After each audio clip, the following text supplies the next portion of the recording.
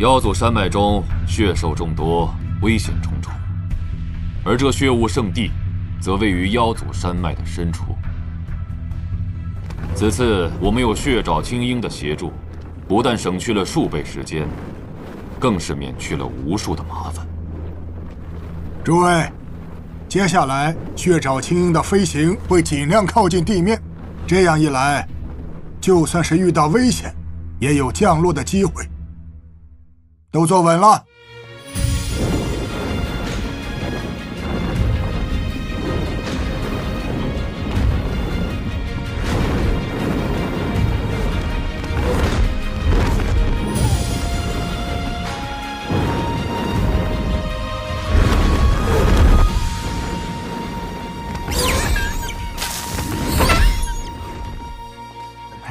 这几大神选拔出来的天才，看着也不过如此啊。就是，属下颜怀，见过灵武王大人、楚院长、四皇子殿下、紫薰公主。颜怀将军不必多礼，地方都准备的怎么样了？回灵武王大人，早已准备妥当。辛苦了。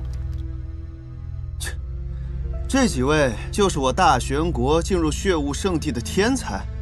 哼，听说这里面还有几个是刚从天星学院毕业的，应该就是那4个吧？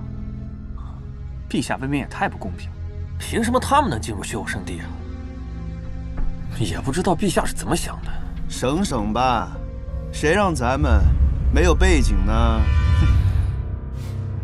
这一次的8个名额中有4皇子殿下、紫薰公主、灵山郡主，这都是皇亲国戚。除此之外，还有武安侯世子，以及定武王嫡孙外孙。血雾圣地的名额，根本就是给这些皇亲国戚定制的罢了。这次已经算不错了。听说还有一个平民，往届可是连一个平民都没有的。哼，都给我闭嘴！他们是？回灵山郡主，他们都是来自我大玄国各地的少年武者。早在1个月前，他们就被调来妖祖山脉，进行提升训练。五国大比，并非只有能够进入血雾圣地的人才有资格参加，同时，也是一场宏大的比试。每个国家都会派出大量的武者参加，不仅仅是为了争夺血雾圣地，同时也是一场国与国之间的较量。能够进入排名前列的天才越多，也就证明这个国家的实力越强盛。他们虽有参赛资格，但是没办法进入血雾圣地，我想应该是心里觉得不公平吧。这世上哪有什么真正的公平？能够给他们参赛的资格，便已然算是给了他们一个改变命运的机会。若是抓不住，便也怨不得谁。怎么，不服气吗？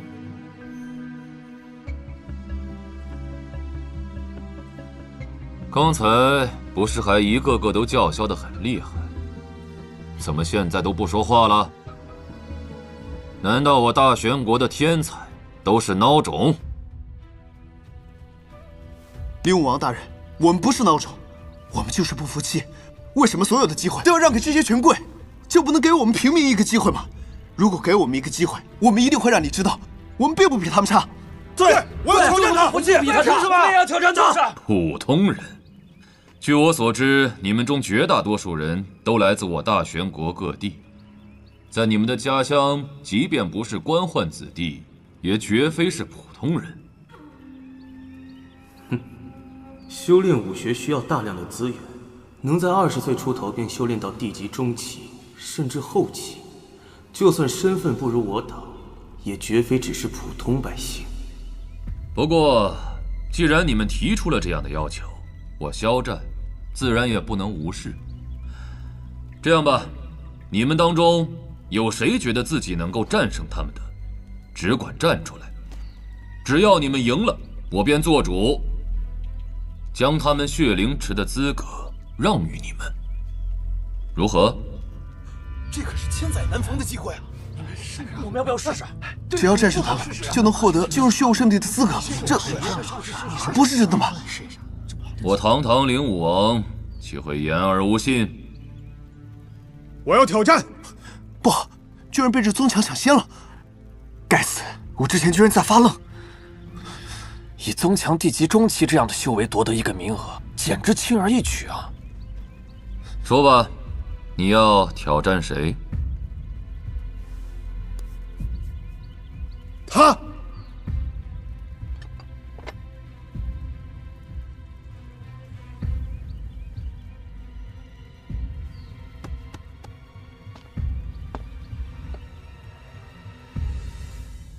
哎，果然是这王启明。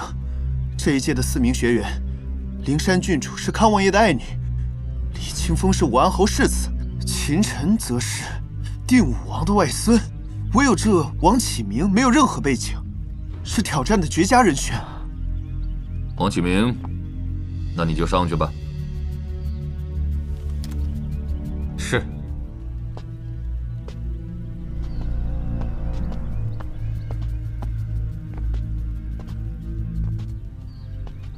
开始吧。你们口口声声说要给普通人一个机会，却又不敢挑战权贵，只敢来挑战身为平民的我，这就是你们所谓的公平。哼，放心，我会手下留情的。要战便战吧，那么多废话做什么？你既然如此，接招！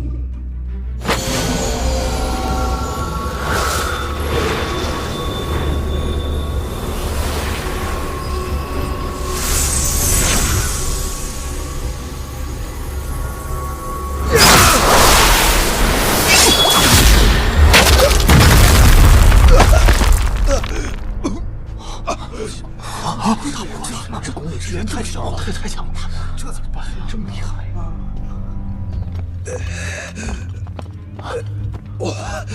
报告灵武王大人，断了2根肋骨。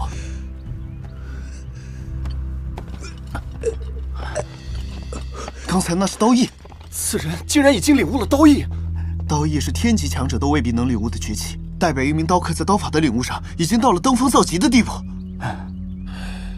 这应该只是刀意雏形，不过距离刀意应该也不远了。还有谁要挑战？我。你要挑战谁？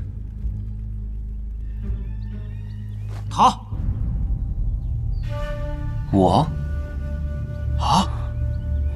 此人是定武王外孙秦晨，定武王乃我大玄国军神。蒋忠以后还想不想从军中获得功勋了？你有所不知，听说秦晨已经被赶出秦家，而且在年末大考上废了秦二公子的所有修为。秦家大公子秦风从边境一回来，就约秦晨生死对决，双方已经撕破脸皮了。难怪这秦风和秦晨非但没有同行，甚至连一句话都没有说过。如此说来，这蒋忠还真是够精明啊！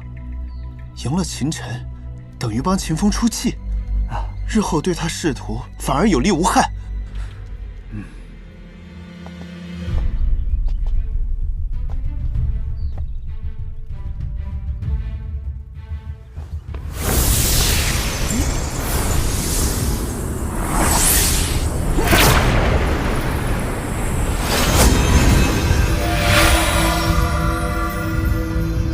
蛮王霸权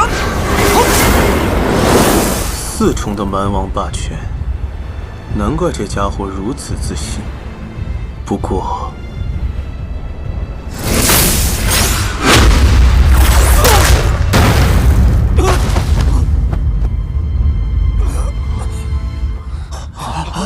怎么可能？这也太强了吧！一拳就被打败了，这我们还怎么挑战？这根本就不是对手啊！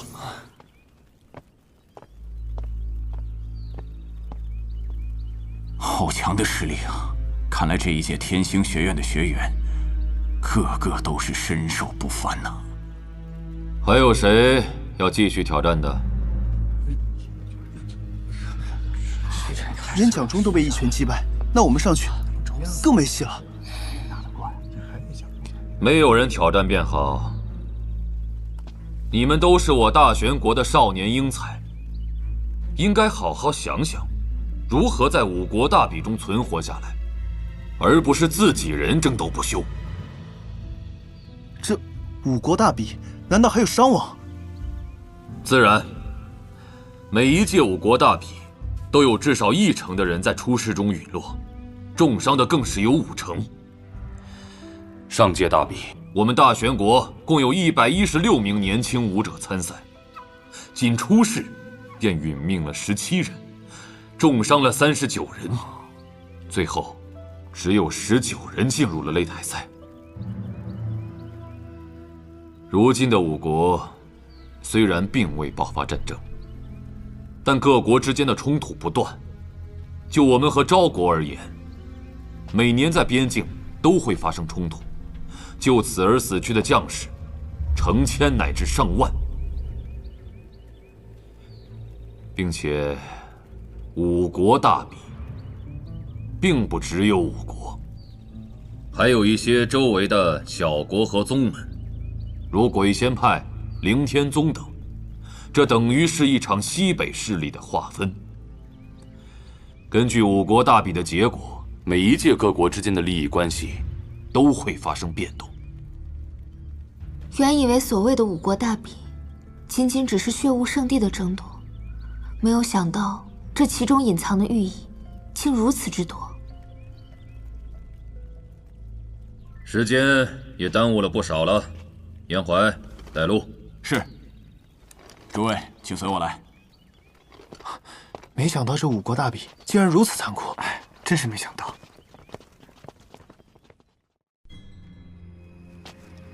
3天后便是血雾圣地开启的日子，到时候我会派人来通知你们。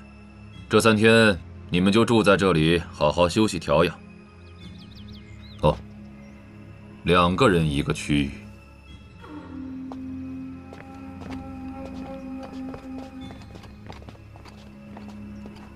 陈少，走。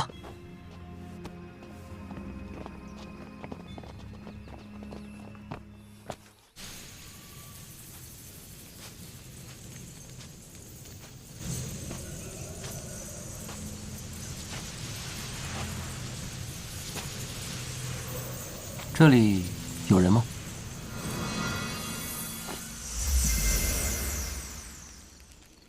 没人，请便。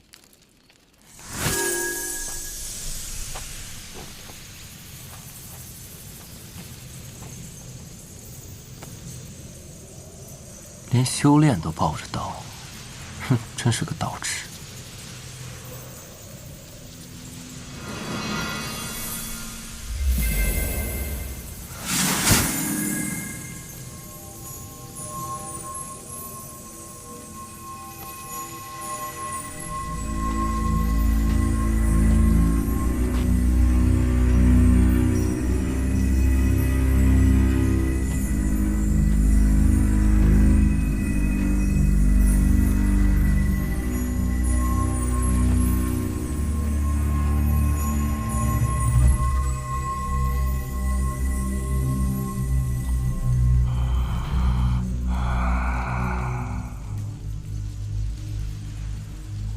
没想到秦晨早有防备，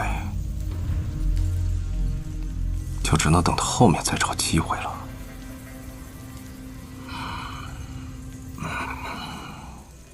为了这次洗礼，我强行压制了自身境界，希望这血无圣地不要让我失望。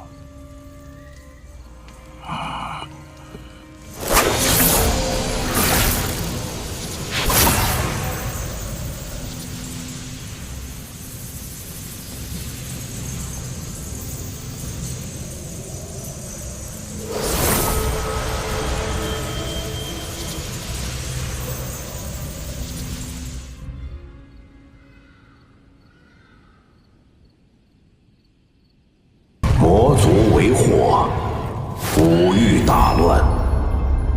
上神秦晨降世，除魔未到，荡清宇内，被尊为武神。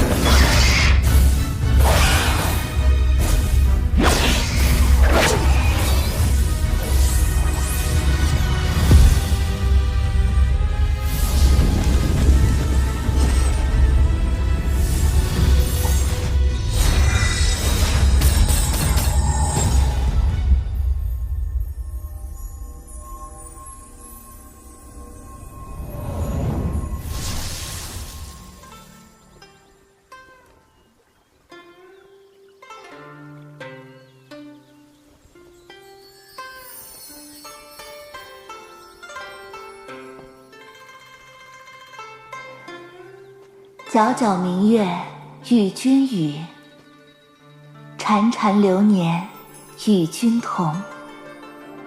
芸芸花落与君老。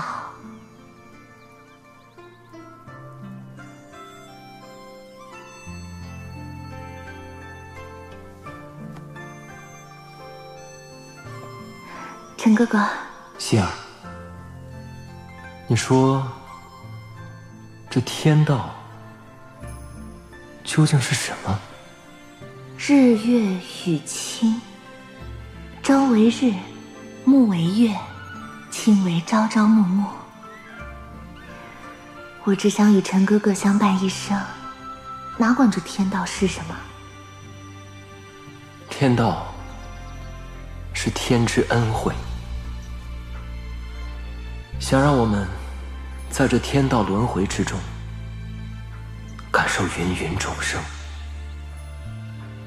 陈哥哥，我们是五欲之主，这众生的生老病死、喜怒哀乐，又与我们何干？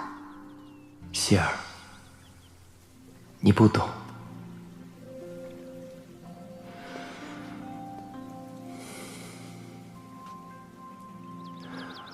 众生皆苦，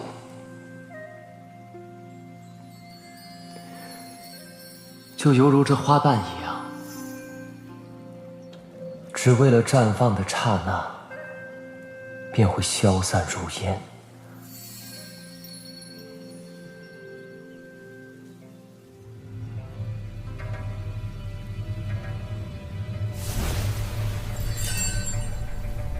希儿，我们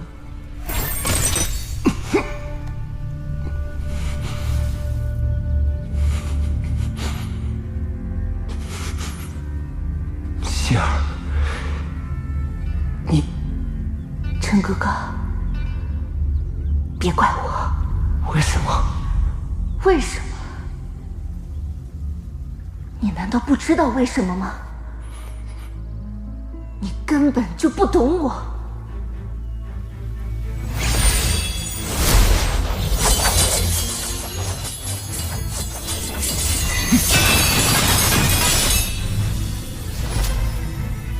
希儿，我到底做错了什么？你要如此对我？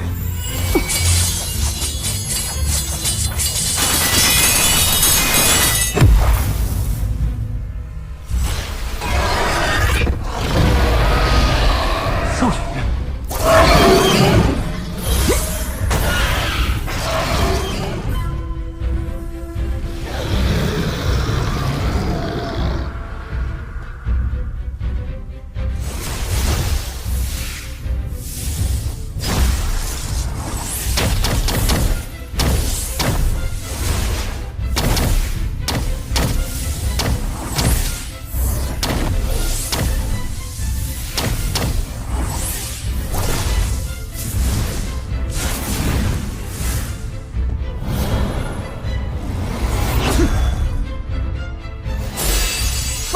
雷电河。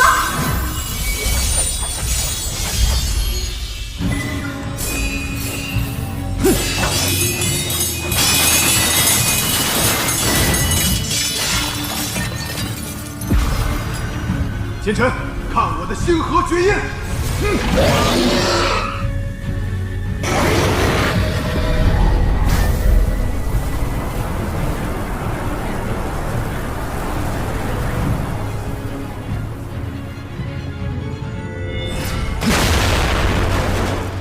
哼，奸臣，就算你修行绝世，也难逃我的手掌。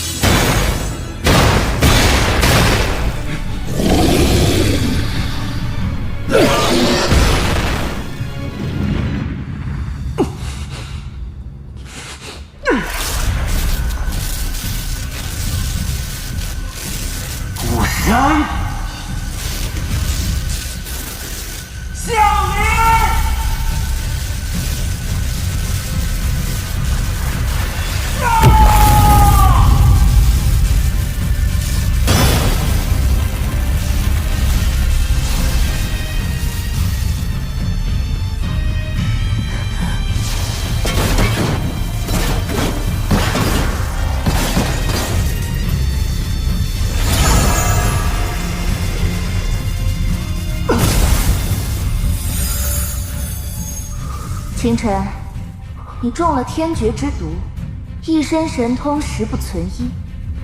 我劝你乖乖束手就擒吧。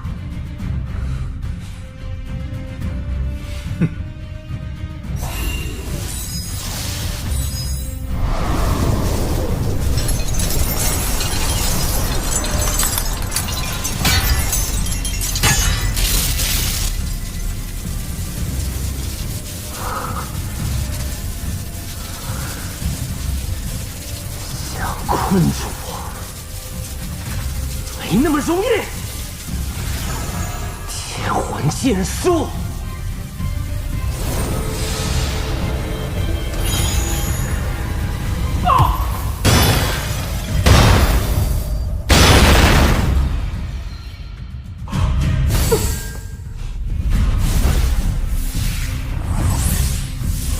星儿，别让他跑了！追！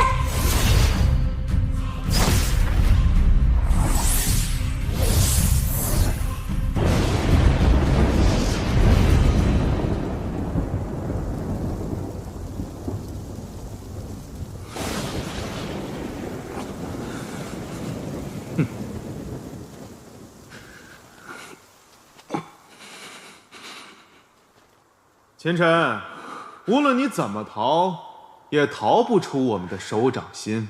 希儿，少羽，你们为什么这么做？你们一个是我最爱的人，一个是我兄弟。为什么？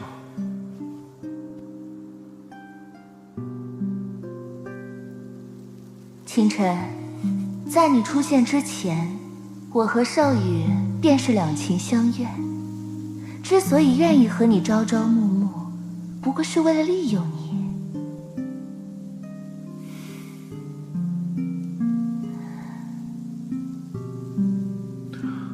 本想把你当做一个踏板，没想到你这个家伙还挺有能耐，一路开疆拓土，替我建立了天武帝国。也不枉我这么多年和你虚情假意的做兄弟，还要忍受日复一日你和希儿卿卿我我。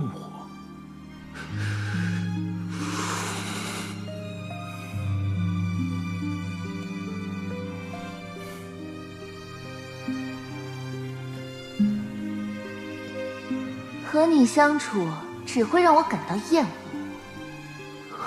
我和少羽早就约定好了，等我们成为9天5地之时，便是你命丧黄泉之日。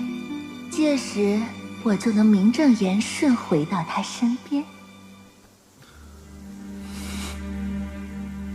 秦晨，我承认，你的确是个人物，能凭一己之力在五域成为一代传奇。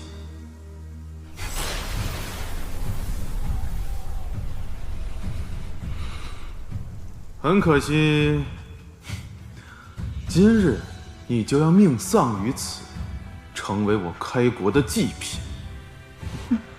不过，看在多年兄弟情分上，我可以饶你一命，只要你留下一样东西。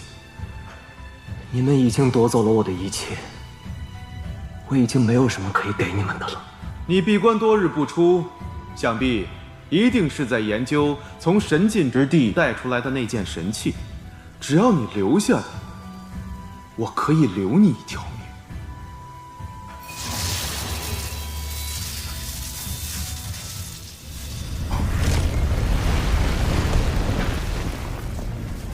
我前尘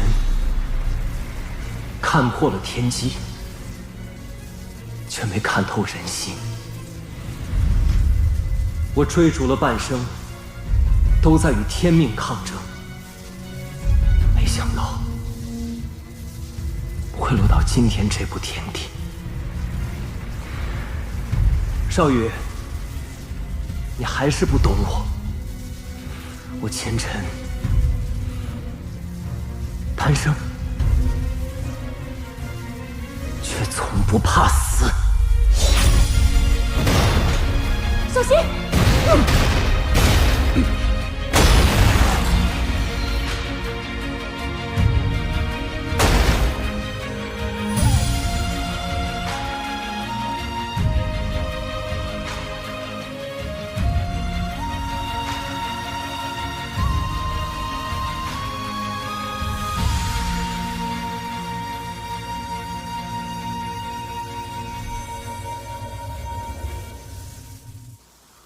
想死没那么容易，你就算死了，我也要斩断你的三魂七魄，让你永世不得超生。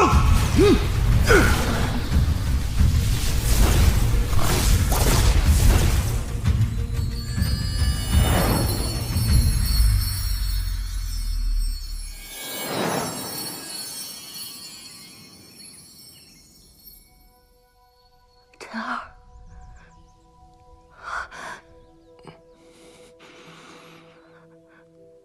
陈儿，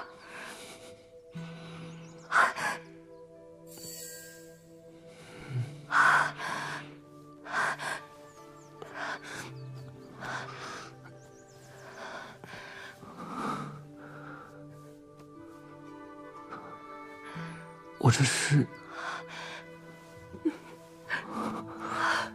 你终于醒了，陈儿。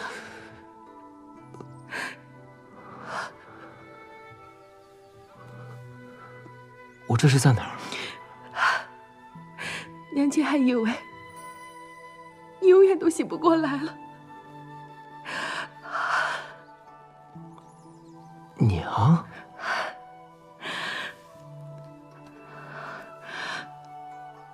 你怎么会被人打成这个样子啊？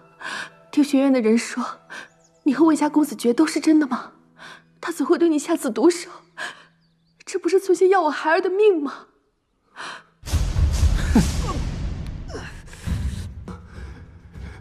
别杀我！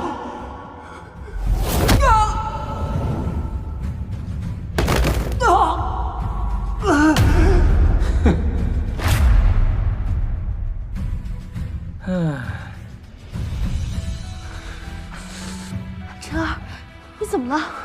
虽然不知道是怎么回事，我好像做了一个很长很长的梦，梦里的一切感受都是那么深刻。上官希啊，风少羽，他们都是谁？冥冥之中，似乎有一种命数，让我脑海中多了这样一段记忆。没事吧，陈儿？我没事。你都已经昏迷3天3夜了，吓死娘亲了。以后再也不许你行事如此鲁莽，听到没有？如果你要是不在了，你让娘亲一个人怎么活？孩儿知道了。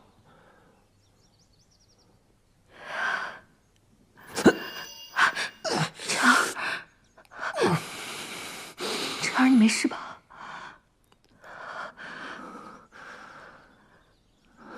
没事。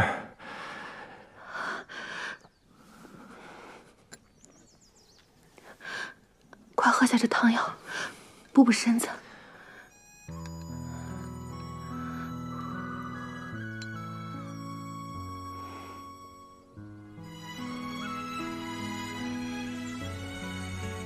娘亲年轻的时候，号称大选第一美人，是王都无数王侯公子爱慕的对象。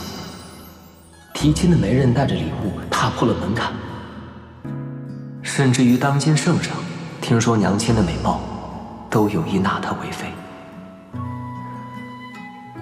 可就在这个时候，娘却突然离家出走，消失在众人的视线里。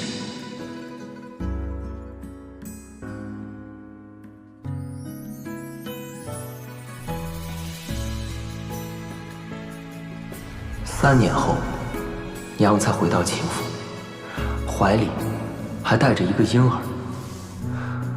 未嫁生子，这在整个天武大陆都是极为忌讳羞耻之事，属于不守妇德。若不是我的外祖父力排众议，以秦家的血脉名义收留了我们母子俩，恐怕我跟娘亲早就被逐出秦府，流浪街头了。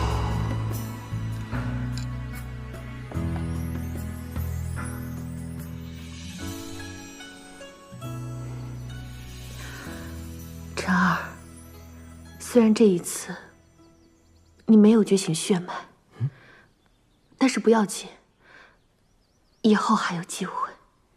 没有觉醒血脉？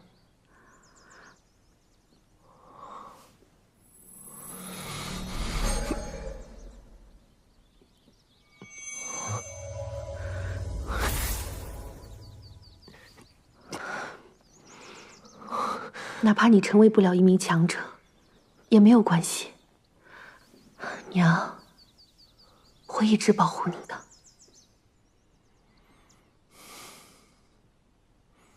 娘，你放心，孩儿不会被这点挫折击垮的。既然如此，娘就放心了。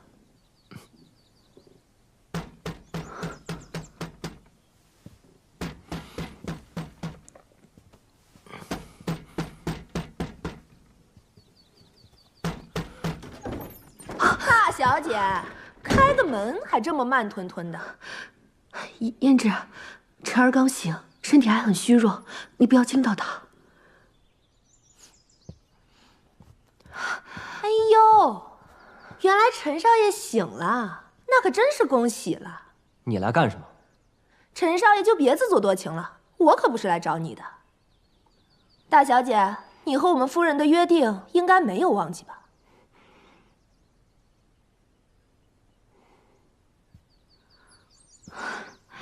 晨儿，你好好休息，娘出去一趟。娘，你要去哪儿？我跟你一起。傻孩子，娘就在这王府之中，你好好休养身体，娘亲去学就回。娘，你告诉我，你跟赵夫人到底约定了什么？一个半死不活的人，问那么多干什么？本姑娘告诉你得了，你娘答应了我们夫人今天和齐王爷见面，现在齐王爷已经到了大厅，就等你娘过去了。你可别坏了我们夫人的好事。你说齐王赵启瑞，赵凤这到底安的是什么心？竟然让我娘去见赵启瑞那个混蛋！你，滚出去！你是什么？大小姐，看你教的好儿子！你和齐王爷的事情，当初可是你亲口答应的，想反悔不成？不可能！赵启瑞那个狗东西，之前来找过我娘多少次，都被我娘一口回绝了。我娘怎么可能答应他？这你得问你娘亲了。晨儿，你伤病初醒，当心伤了身子。娘，只是去见他一面，不会如何的。娘，你现在去见他，岂不是往火坑里跳？陈少爷还有脸问？当初你与人私斗，昏迷不醒，眼看就要活不成了。你母亲恬不知耻的在我们夫人门外跪了一夜，求她赐下回神丹。要不是我们夫人……你住嘴！赵夫人当初可是答应过我，不会将这件事情说出去。母亲为了救我，却受了这般屈辱。大小姐，别说了，我跟你走。娘，我们哪儿都不去，从今天起，孩儿不会再让您受半点委屈。至于你，现在就给我滚出去！叫你一声陈少爷，还真当自己是个少爷了？放肆！别忘了你的身份，你只是秦府一个丫鬟。哎呦，大小姐还跟我显摆起来。夫人早就料到你会出尔反尔。来人呐！将大小姐带到客厅去，别让夫人和贵客久等了。大小姐，得罪了。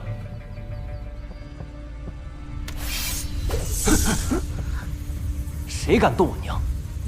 你这个废物！别忘了这个家是谁做主，还不快将大小姐带到客厅去！夫人怪罪下来，你们担待得起吗？陈少爷，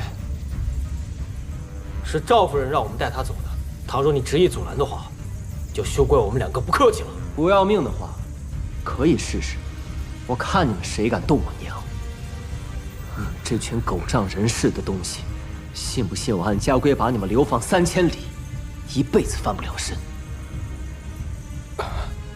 胭脂姑娘，他秦晨毕竟是秦家的人，当真把事情闹大的话，咱们这些下人可没好果子吃啊！哦，是谁要流放谁呀？夫人，这么小的事儿都做不好，我平时怎么教你的？奴婢无能，请夫人责罚。先退一边去吧，丢人现眼。是。哎，月池妹妹，别来无恙啊！没想到啊，我这外甥昏迷了几天，变得这么有胆量，居然要流放我的人，哼，还真是长志气了。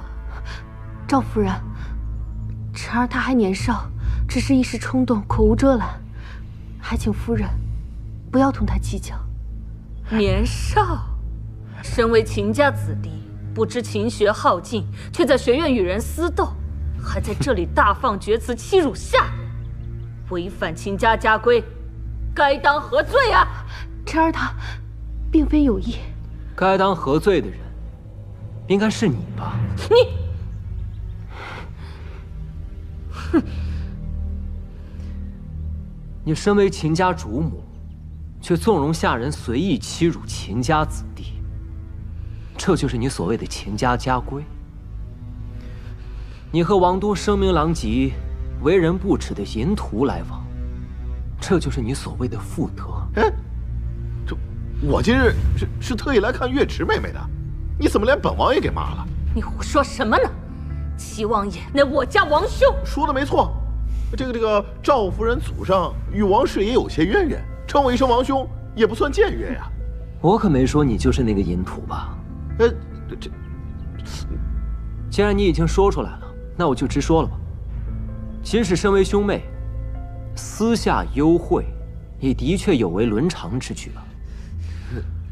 赵夫人，你身为皇上御封的诰命夫人，本应该成为天下妇人的表率，行为端庄。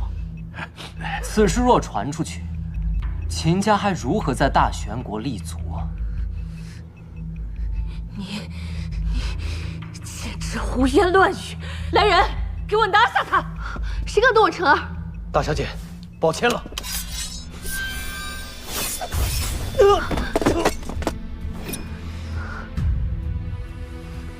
清晨，你竟还敢还手，这可是你逼我的。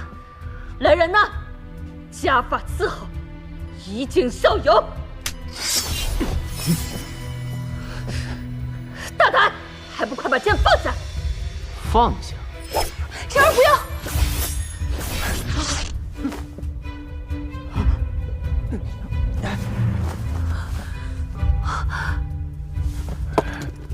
娘放心，孩儿自有分寸。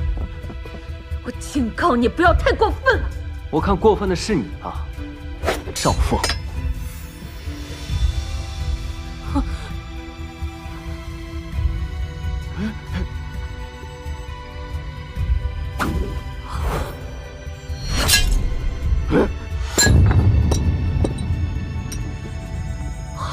这，以后谁再敢打我娘的主意，下场就如同此晚。赵夫人，你不是说跟月池妹妹说好了吗？齐王爷，你听我跟你解释啊！解释什么？哼！月池妹妹，今天这事儿，本王并非有意冒犯。这么多年来，我对你的真心，难道你还不明白吗？齐王，请自重。啊，月池妹妹，闭嘴！如果你再往前一步，杀无赦！秦勇，别在门外站着了。是。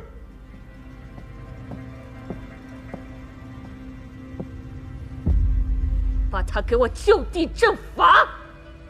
陈少爷，你还是束手就擒，乖乖听从夫人的发落吧。想让我束手就擒，那就看你有没有这个本事了。既然如此，恕老奴僭越了。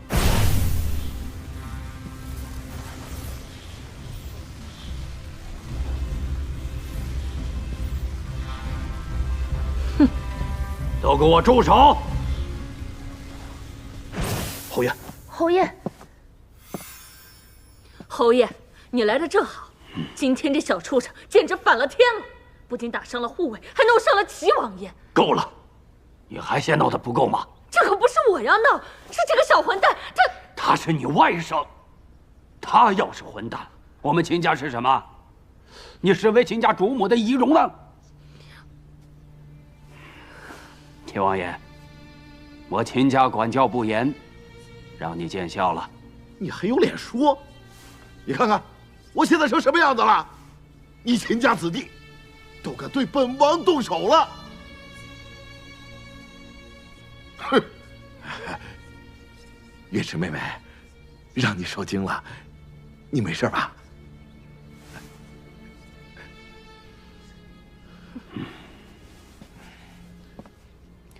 秦远红，今天这事儿，我倒要看看，你怎么给我交代。今天这事，秦某自会给王爷一个交代。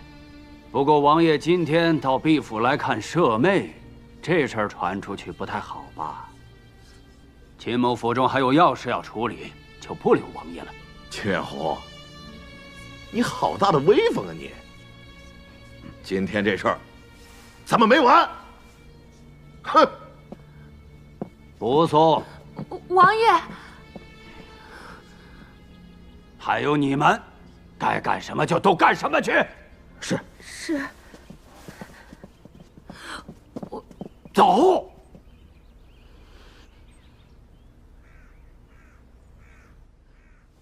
哼，月池妹妹，今天这事儿，本王并非有意冒犯。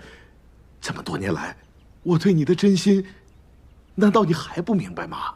齐王，请自重。啊，月池妹妹，闭嘴！如果你再往前一步，杀无赦！秦勇，别在门外站着了。是。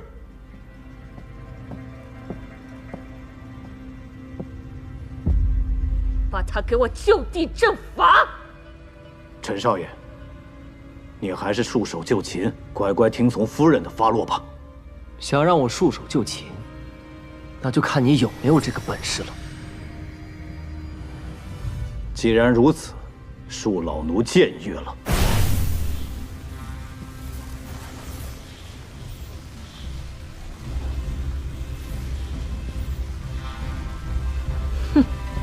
都给我住手！侯爷，侯爷，侯爷，你来的正好。今天这小畜生简直反了天了，不仅打伤了护卫，还弄伤了齐王爷。够了，你还嫌闹得不够吗？这可不是我要闹，是这个小混蛋。他是你外甥，他要是混蛋，我们秦家是什么？你身为秦家主母的仪容呢？齐王爷，我秦家管教不严，让你见笑了。你还有脸说？你看看，我现在成什么样子了？你秦家子弟都敢对本王动手了！哼！月池妹妹，让你受惊了，你没事吧？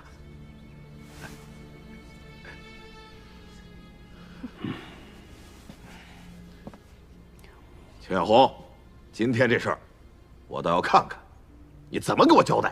今天这事，秦某自会给王爷一个交代。不过王爷今天到毕府来看舍妹，这事儿传出去不太好吧？秦某府中还有要事要处理，就不留王爷了。秦远红，你好大的威风啊你！今天这事儿，咱们没完！哼！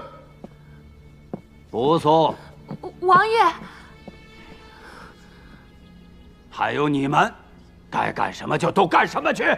是。是。走。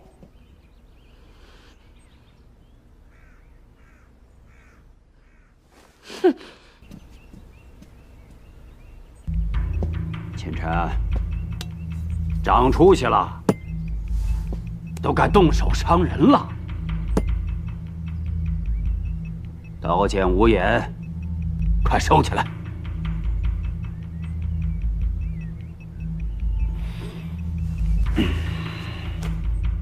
三妹，还在怪大哥吗？侯爷，月池不敢。当初你背着家里出去，又未婚生子，给秦家带来多大的影响？我身为家主，也是出于无奈才……月池不怪侯爷，一切都是月池自作自受。唉，过去的事不提也罢。今天的事，我可以暂时不追究。半个月后便是天星学院大考，你必须在大考前完成血脉觉醒。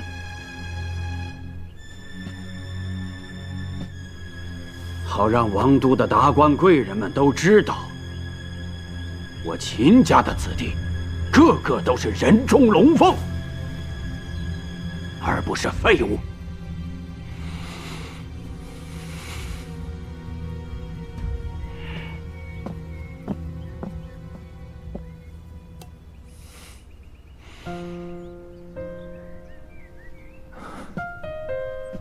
娘，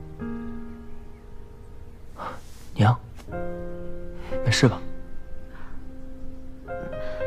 娘没事。娘，你饿了吧？娘给你做点吃的。好。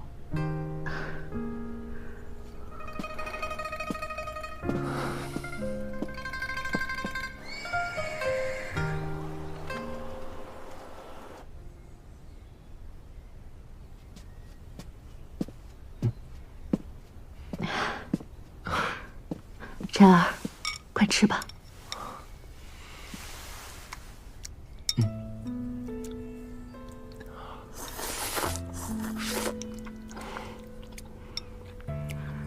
慢点。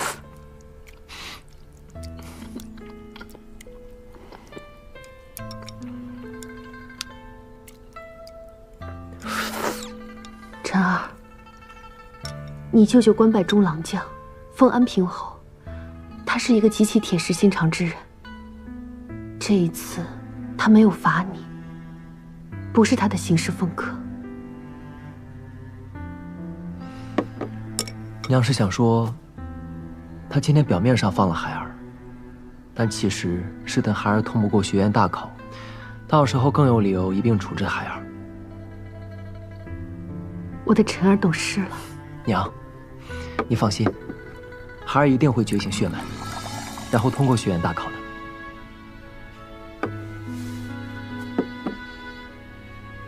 娘相信你，以晨儿的年纪，血脉觉醒已无可能。但是，身为母亲，能做的只有相信他。晨儿，哪怕我们不在秦家，我也会。娘，就算你现在就要离开秦家，孩儿也有能力养活你，一定不会再让你受到半分委屈。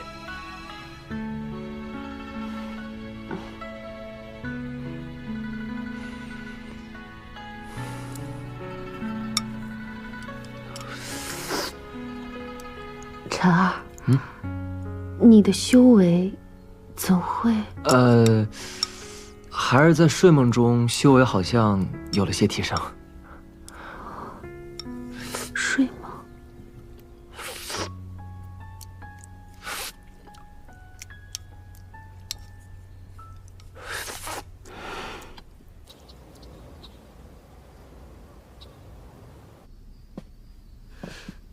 秦远红，你今天到底怎么回事？竟然帮着那个小畜生，还在那么多人的面前扫了齐王爷的脸面。你说说，你到底是个什么意思？你问我，我还没问你呢。你一天到晚在府中干了什么事？我还不是想让秦月池尽早离开秦家，省得那个小畜生以后霸占我秦家的家产。倒是你，竟然放过那个小畜生！哼，我就知道你们秦家没一个好东西。你胡说八道什么？我怎么胡说八道了？秦月池做出这等人神共愤的事儿来，你父亲非但没赶他走，还将他娘俩留了下来。现在那小子也姓秦，将来定会威胁到凤儿的地位和家产。我这么说，难道不对吗？你也知道父亲记挂着三妹啊。今天你把齐王带到府里来，父亲的脾气你是知道的。今天的事让他知道了，看谁能保得了你。难道就这么让那个小畜生在秦家待下去吗？所以我跟你说要忍。哼，秦晨到现在连血脉都未曾觉醒，此次学院大考他必然通不过考核，到时我作为家主，即可将他赶出秦家。那时候父亲也不好说什么。倒是你，一天到晚尽在胡闹，真是妇人之见。哦，原来你打的是这个主意。不然你以为呢？你个妇道人家，只会坏事，能干什么呀？也对，秦家子弟个个武艺超卓，若是那个小畜生通不过学院考核，届时再将他逐出，到时老头子也无话可说。哼！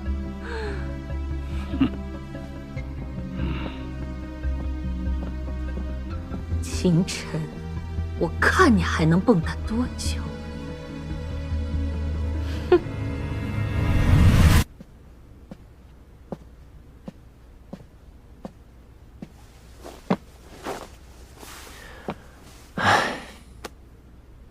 为了娘亲，必须尽快变得强大起来。第一步，觉醒血脉。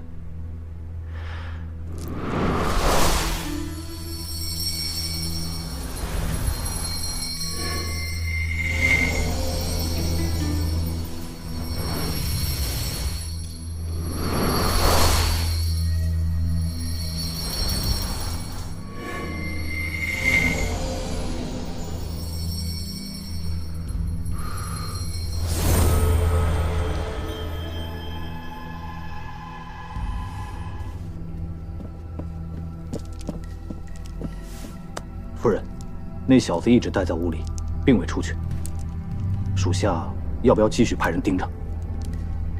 不必了，短短半个月时间，他又能掀起多大风浪？这一次，那小子铁定会被逐出秦府。哼，啊。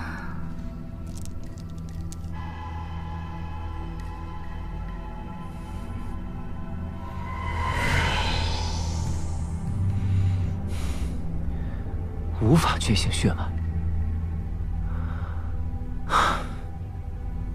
原因无非有二：一是这体内的气脉太过稀薄；二是这副身体出了什么问题。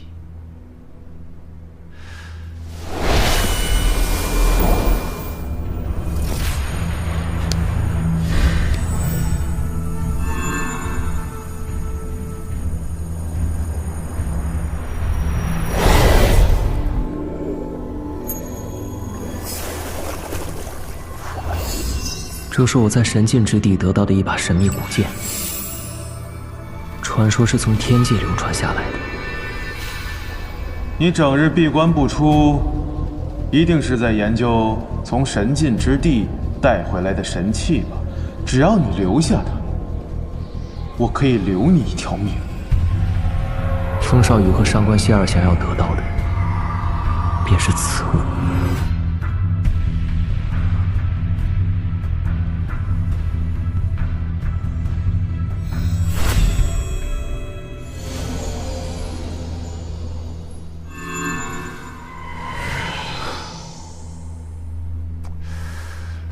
这体内的气脉已经全部定型，想要觉醒血脉的话，这能破而后立。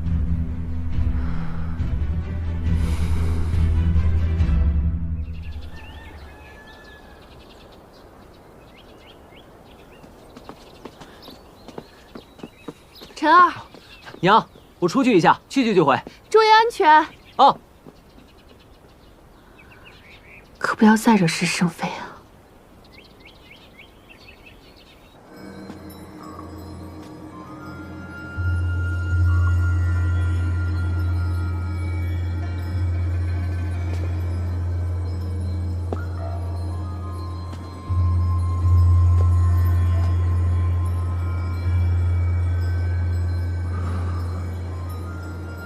终于到了。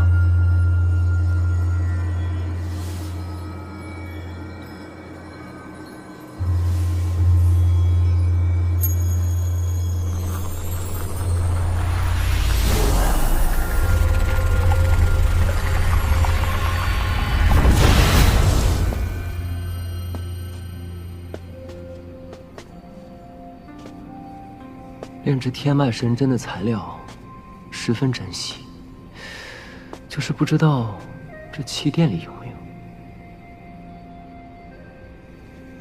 寻常人来到气殿，必定战战兢兢。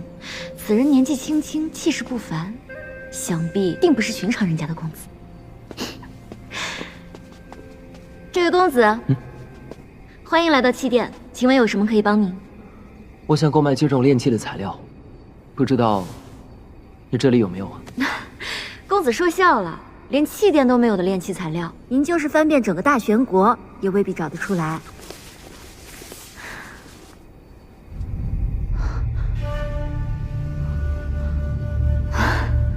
公子，您这怕不会是写错了？我在气殿待了4、5年，这上面大部分的材料，我可从来没见过。这大玄国果然是地处偏远。我也将那几种高阶材料都换成了普通材料，没想到还是没用。若是不能炼制成天脉神针，就没有办法破而后立。公子，您在说什么？哦，没什么。我跟你换几种材料吧。有笔墨吗？有，公子这边请。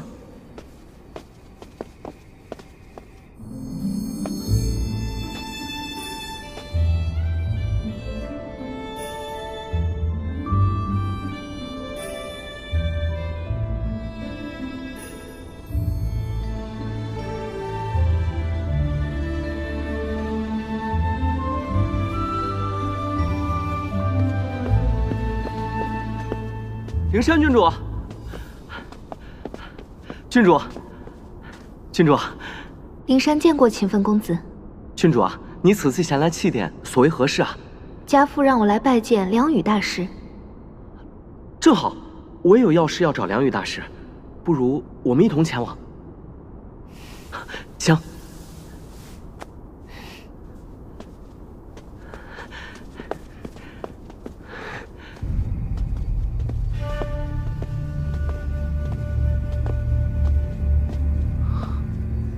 哎呦，这不是秦晨弟弟吗？听说你连血脉都还没有觉醒，怎么，这当不了一名武者就改行当炼器师了？勤奋公子，这位也是你们秦家子弟吗？灵山郡主啊，这位就是我姑姑的儿子，也是我秦家那一位私生子。原来是他。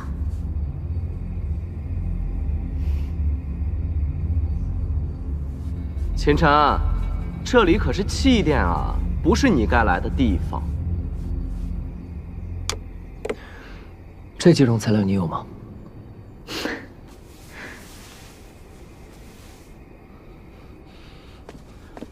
什么材料？让我看看。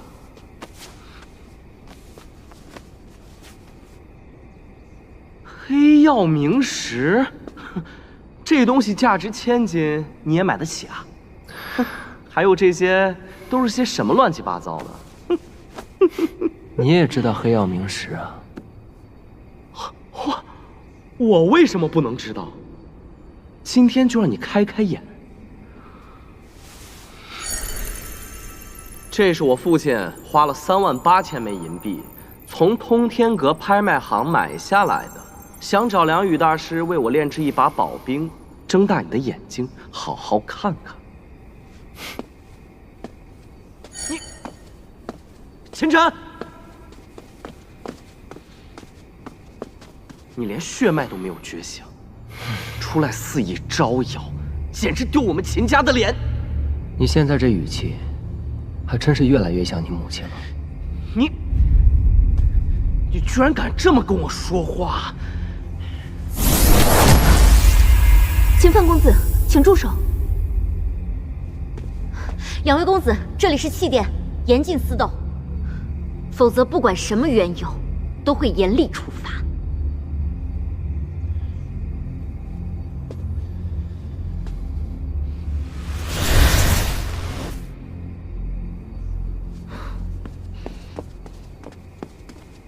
拜见梁羽大师。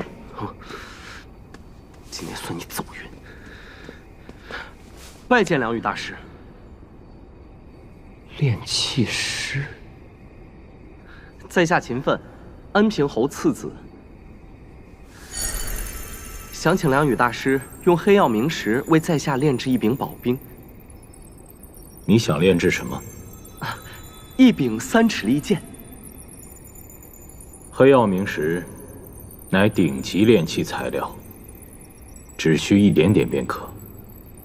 家父说了，此次炼制无论成败，剩余石料全由梁羽大师自行处置。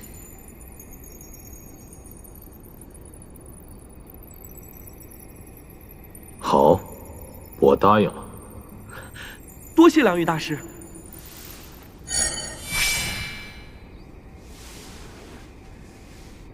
梁大师，晚辈赵灵山，家父赵静，这是家父给您的一封信。原来是灵山郡主。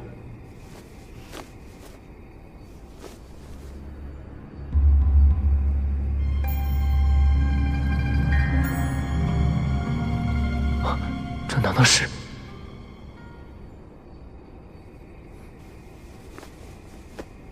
我和康王爷有些交情，他在信里说，你想成为我的弟子。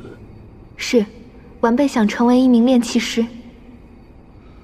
我收弟子，向来不问身份来历，只问天赋资质。你若不合格，即便是康王爷的女儿，我也不会收的。晚辈知晓。那好，你跟我来吧。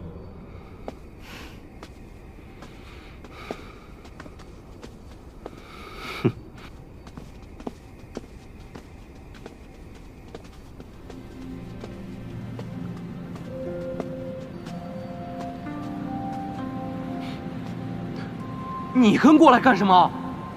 晋升。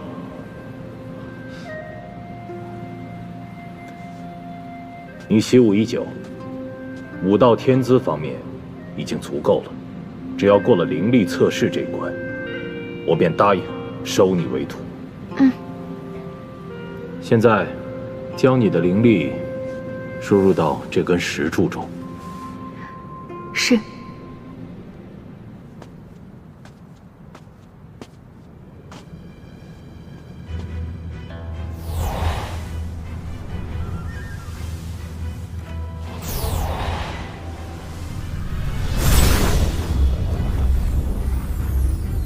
成为一名炼器师，最重要的是灵力天赋。唯有强大的灵力，才能在兵器中篆刻下各种铭文，使普通武器能够成为一柄宝兵。灵力强度够了，松手吧。接下来，测试灵力天赋，将你的感知融入到这块水晶中。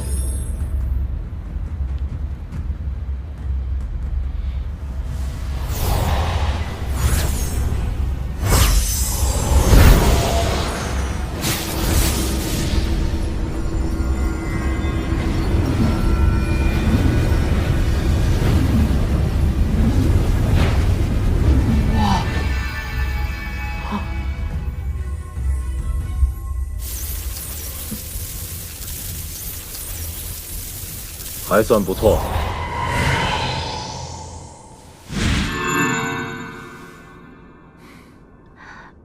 梁大师，我通过了吗？从今天起，你便是我梁宇的第9名弟子。弟子拜见师父。恭喜灵山郡主拜师成功。多谢秦分公子。灵山郡主客气了，能够陪灵山郡主前来，是我秦分的荣幸。闲话说完了，你们2个可以走了。是。灵山，你跟我来。你叫梁宇。秦晨，你疯了吗？竟敢直呼大师名讳！大师，舍弟不懂规矩，还请梁大师见谅。你应该刚成为炼器师没多久吧？秦晨，看在你还年少的份上，我不和你计较。现在，给我滚出祭殿！想要成为一名炼器师，就必须炼制一把宝兵。如果我没猜错的话，你当年考核炼制的应该是一把火属性的宝兵。你怎么知道？我不光知道你炼制的是一把火属性的宝兵，我还知道你就要死了。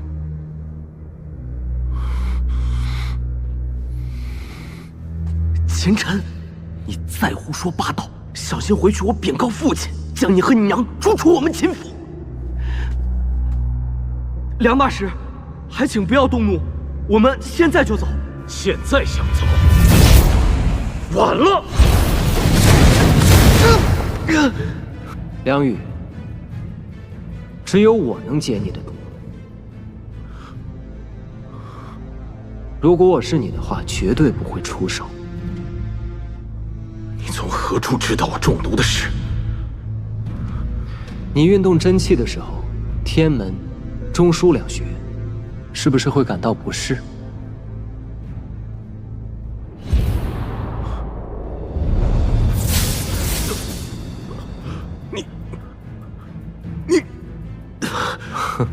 真是可惜呀！好好的一个炼器天才，如今就要经脉尽废，变成一个死人了。你究竟是谁？师父，你没事吧？你们都给我退下！听到了吗？都给我退下！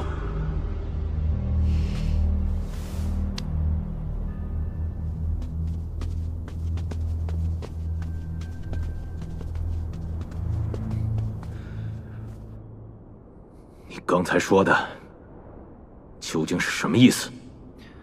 你在考核时炼制的宝冰，主材料是赤岩石。为了中和赤岩石的灼热性，增强其延展性，在炼制过程当中，你增加了绿魅石。我说的对吗？绿魅石是制作魅毒的主要材料，最经不起炎性物质的催发。你为了通过考核，居然用了这等手段，如此投机取巧。如何配得上你炼器大师之名了？哼，我不知道你在说什么，一派胡言。魅毒并不致命，所以你当然无所谓。但是你为了解毒，服用了大量的解毒丹。解毒丹的主材料可是寒属性的空灵花，它非但没法帮你解掉魅毒，而且会让你的魅毒在体内巩固下来。你不会不知道吧？哦，我忘了，你只是一名炼器师，又不是一名炼丹师。竟然被这小子说中了。为了驱除魅毒，我花大价钱购买了一枚特级解毒丹，谁知道服用之后，魅毒非但没有好转，反而浑身经脉都疼痛起来。不过你既然不肯配合，我又何必多管闲事？你还有半个多月的时间，准备好后事吧。且慢。这位逍遥，你真有解毒之法？你不是说我危言耸听吗？在下有眼不识泰山，还请阁下见谅。如果信我的话，我可以帮你。带路吧。去哪儿？你应该有自己的炼器室吧？我想炼制一样东西。这边请。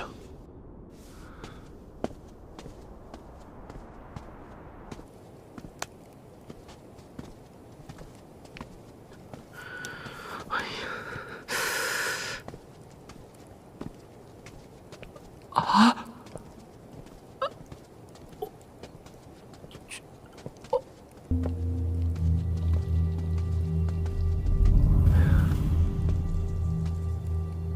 不知小友想炼制的究竟是何物？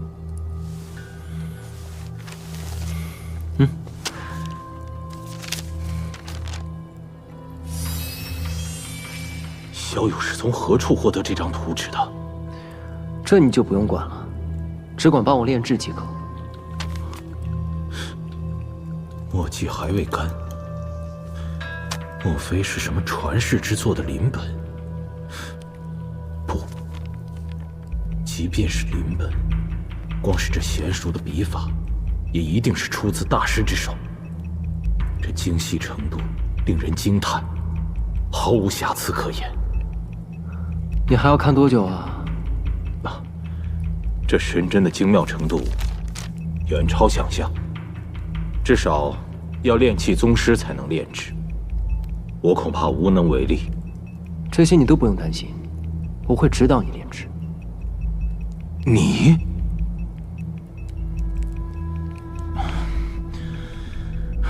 那炼制的材料用什么？就用你方才得到的黑曜冥石。这可是安平侯二公子嘱托我炼制宝冰用的，用掉了，我该如何解释？你自己应该有办法吧？再说了，是炼制神针还是宝冰，你应该心里有数。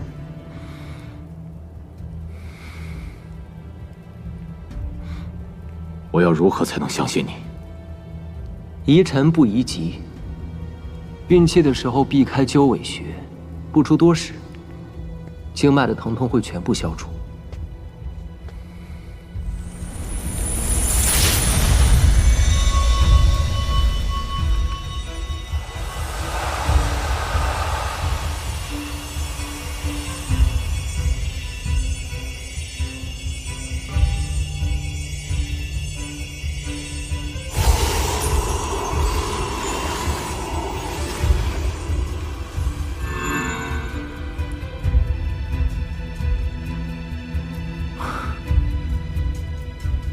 确实好多了。此法呢，只会帮你暂时得到缓解。等你事情办好之后，我会将解毒的方法告诉你。别耽误时间了，开始吧。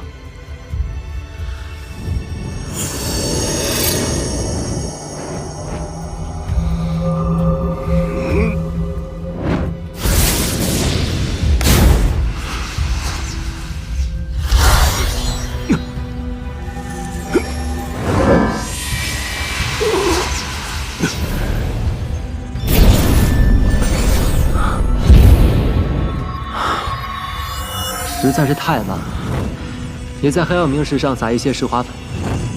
石华粉，这东西撒在黑曜冥石上有什么用？岂不平添杂质，变成了一块废料？让你加你就加，届时跟杂质一起剔除即可。这是你让我加的，废掉了黑曜冥石，可别怪我。